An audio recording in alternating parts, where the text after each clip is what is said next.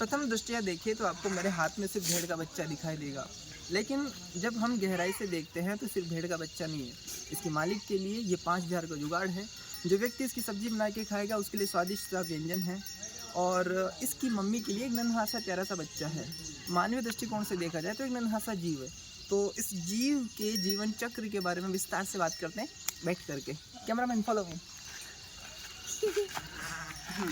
चलो मैं थोड़ा पास में आ जा, आवाज़ कम बस अड़ी रही है ना। मैं पूर्ण रूप से इस बात का समर्थन करता हूँ कि भारत की जनता लगभग 60% से अधिक कृषि कार्य, पशुपालन इत्यादि पर निर्भर करती है। ऐसी स्थिति में भावनाओं में बहकर ये कहना कि नन्हे से बच्चों की हत्या मत करो, इनके मांस को मत खाओ, बहुत प्रैक्टिकल नहीं लगता। इससे पूरी व्यवस्था ठप सी पड़ जाएगी। वैसे भी इंडिया जो है 3rd स्थान पे आता है इन द वर्ल्ड में मीट प्रोडक्शन के मामले में। एक तरफ हम कहते हैं कि जीवों की हत्या मत करो, जीवन जीने का अधिकार है, हिंसा मत करो।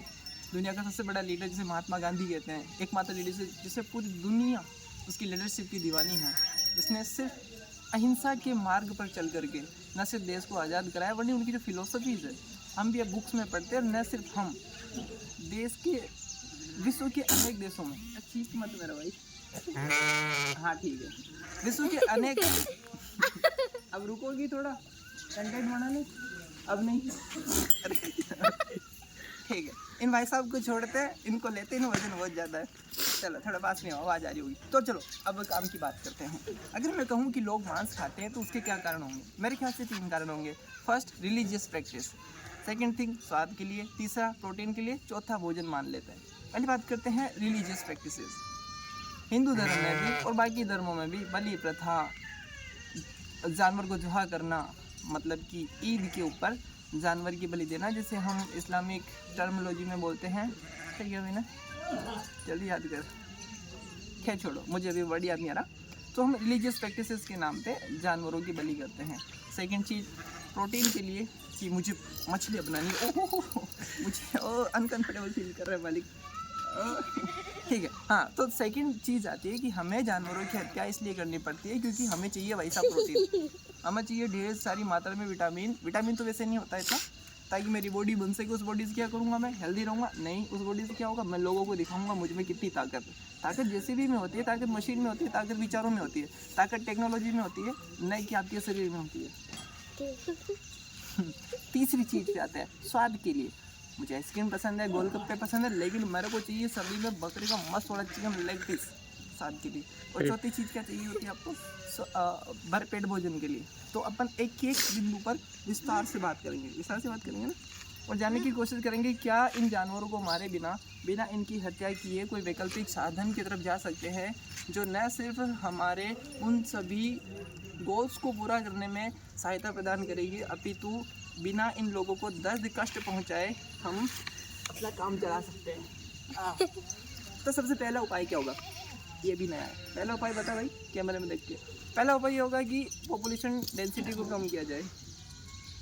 जितनी कम जनसंख्या होगी उतने कम संसाधनों भोजन की आवश्यकता पड़ेगी, उतने ही ज़्यादा घर कम बनाने पड़ेंगे, जंगल कम काटने पड़ेंगे, खेती कम करनी पड़ेगी, खेती के लिए ज़मीन, खेती के लिए ढेर सारी जगह मिलेगी जहाँ से हम अच्छा खासा प्रोडक्शन कर लेंगे। सेकंड चीज़, हमें चाहिए प्रोटीन। माली घोड़ा कौन सा मांस खाता है, हाथी कौन सा मांस खाता है, और उनमें कितना सारा बल होता है? उनमें बल इसलिए होता है क्योंकि वो पेड़ पौधों पर निर्भर रहते हैं, वो वहीं से सब कुछ प्राप्त कर लेते हैं। हम भी थोड़ी कोशिश करें तो पालक से, बाकी से भी चीज़ों से ठीक ठाक मात्रा में प्रोटीन प्राप्त कर सकते हैं, जो ज़्यादा हेल्दी और नेचुरल वे होता है।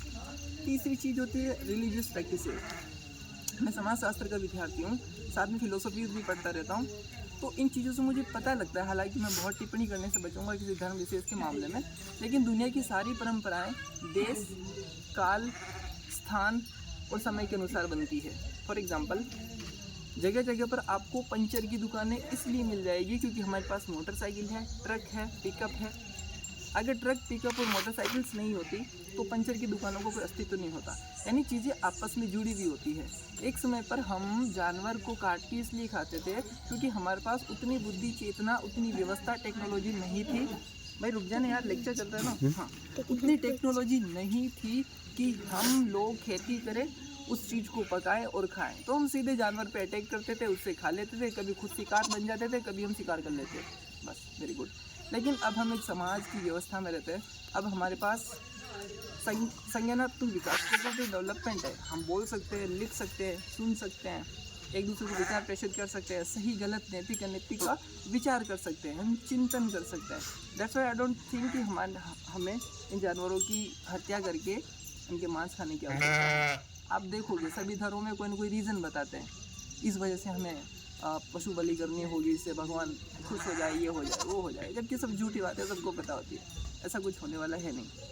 तो अगर हम अपने आदतों में थोड़ा सा सुधार करें और इसे एक वस्तु की तरह नहीं, एक भोजन की तरह नहीं, एक चेतना की तरह, एक छोटे से बच्चे की तरह, एक जीवन की तरह देखें, तो हमें इन पर भी दया आएगी, करुणा आएगी।